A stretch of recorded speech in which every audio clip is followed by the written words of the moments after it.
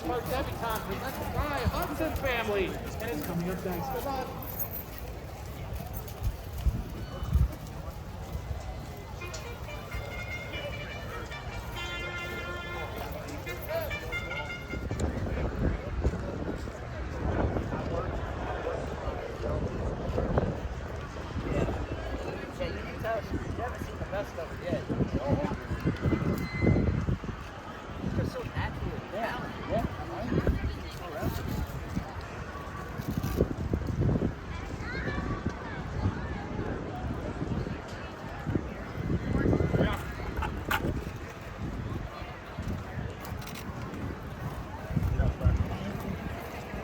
Entering quarter circle is number 6, Stilettos. 2-year-old bay filly, undefeated in a couple of starts. She's by upstart out of the County and this mare Unspoken Word. By Collinsworth, Thoroughbreds Racing, LLC. Bret Calhoun, the winning trainer. It's a riding double. She's got Texas bred next to her name, but I don't think there's much Texas bred about her. She's a big, good-looking filly, and that's what I watched a replay of her when she won over there at Lone Star, and she won by 16. But you can tell, like when she left the gate, her third jump, she was all racehorse, and she showed that today. Second time starter like that, even like going around the turn there, she's just floating and just doing things like a good horse is supposed to do, and that's what she felt like. And even turning from, I'm like, okay, I won't have to whip on her because she's traveling so easily. But she did. She got a little lost in the grandstand and stuff like that when she turned from. So I reached back and I slapped her twice. I think she just does everything like a good horse is supposed to. My sources said you actually thought about Saratoga with this horse. We did.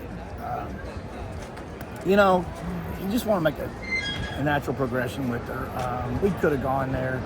That race, the first race they ran at Saratoga this year came up, I thought, a lot stronger than it had in past years. And I expected a very strong field in the second race, which it was.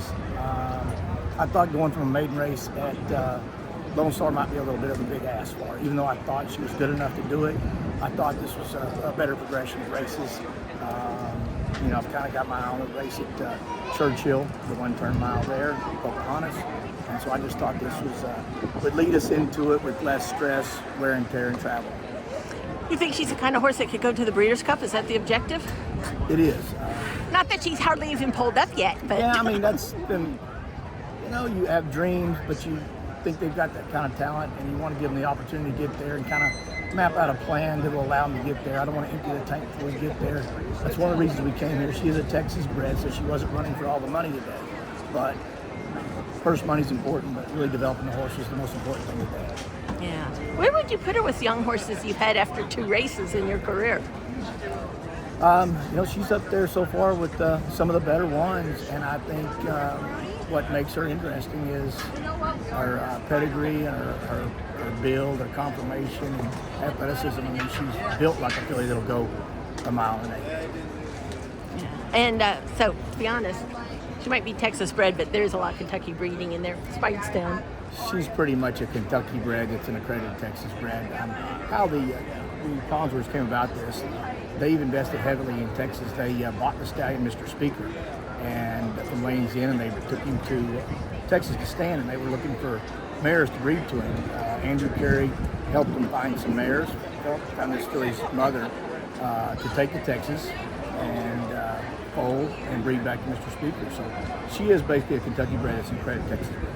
Yeah, well, I'm guessing it's going to be a while before she shows up back in Texas.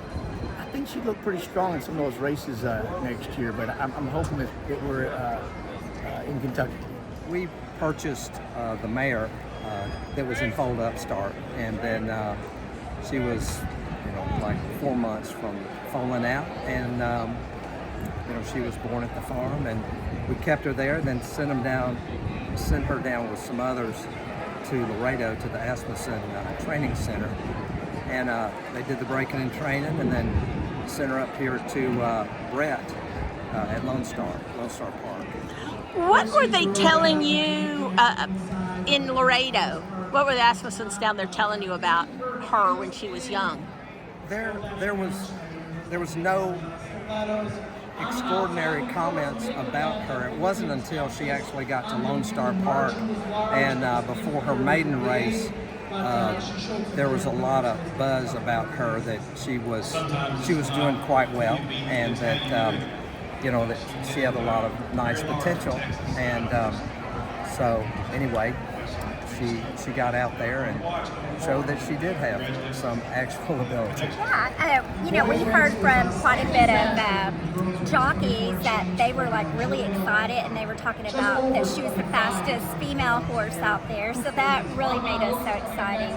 But I do want to give a shout out to Cheryl Osmondson with horsey breaking and training. She did a fabulous job, and we're very, very happy with her. Well, what did y'all think about this race today, watching it? Oh my gosh, this is our first stakes race winner. I mean, it's our first stakes. You've never been in a stakes before. We have, but never won. And so this is just so exciting for us. And it just, we've worked so hard to get to where we are. And now we're seeing our dream. It's coming together. And so, yeah. Well, it's a great endorsement for Texas breeding industry, Texas racing industry, Lone Star. Texas is a great place to race. The people make it so exciting. They're very competitive. They bring great horses there, and the TTA is so supportive. And it's. I always say the best part about horse racing are the people that we've gotten to meet and be associated with. The racing course, like days like today, are extremely exciting, but it's a great sport because it's not just race days, it's the process. Your first stakes win, your trainer Bret said, looking at the Pocahontas at Churchill Downs, and he's not afraid to even mention a certain race at Del Mar on November 1st, the Breeders' Cup Juvenile Fillies. Thoughts? Oh my gosh, I love it. Del Mar is actually one of my favorite tracks. Just like, we love racing in Texas and Kentucky and New York. And we got lots of sky miles, so yes, we're ready for our part, which is just showing up, right, honey? Yes.